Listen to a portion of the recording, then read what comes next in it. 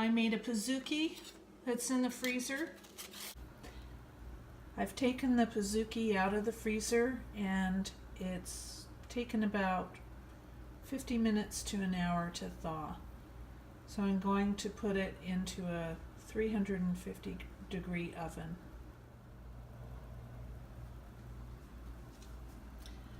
This baked in a 350 degree oven for 15 minutes. Okay, so the pizzookie is done and topped with some ice cream and ready to enjoy. So, also another option would be to use these little individual pie dishes to make the pizzookies in. And that would be really cute, just to make individual ones. And then they have these little covers that go on them. And you could make them up ahead of time and freeze them as well. I got these at Walmart, I think. It's in the houseware section by where the baking sheets are.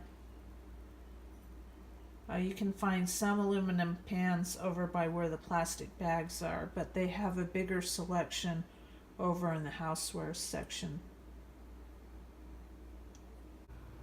So I took 2 of the frozen cookie dough portions that I had in the freezer that I made when I made the big batch of chocolate chip cookie dough. And I just took 2 of those out and put it in one of these little pans to defrost. If you wanted a thicker cookie, put 3 in. This dough has been thawing for 20 minutes and it's still a little bit hard. So probably 30 would probably be ideal on this. Okay, so we're going to go ahead and put this in the oven at 350 degrees. When it gets golden or light brown on the edges, then I'll pull it out. If you didn't want to share a communal pizzookie, you could also bake these off ahead of time, and then you could stack them and wrap them when they were cool, like one on top of the other, and then wrap the whole stack in saran wrap and take camping if you wanted to.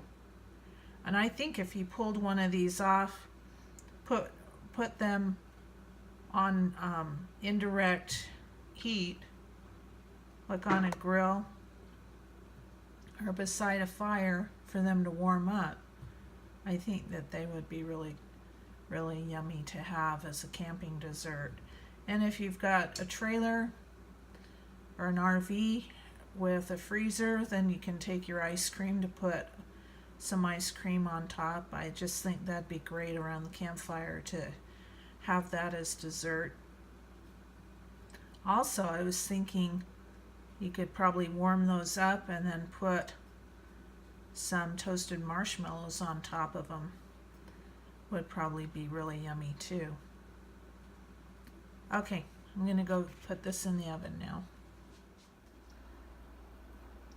This baked for 10 minutes at 350.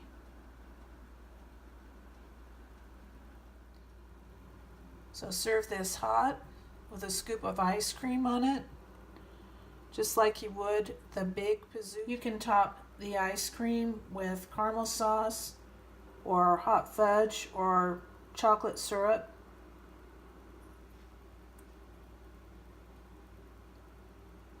That would make it really good also. And I don't think I mentioned that for the larger pizzookie, for those of you that don't know what a pizzookie is, and I just assumed everybody knew, but in talking to people that are out of state, I've realized that not everybody knows what a pizzookie is.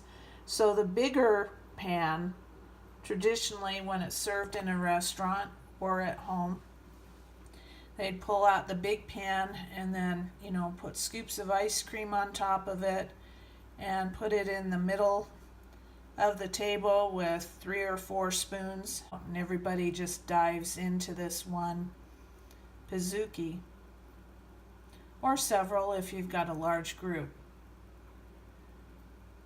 We didn't do it that way the other night when we served up the large pizzookie because somebody in our group has been sick, so we just put the ice cream on it and then cut it into wedges and served it in bowls. That's why this individual one is so great. And it'd be kind of a fun thing to do for kids. Even if you didn't go camping, just make those up, and if you've got a fire outside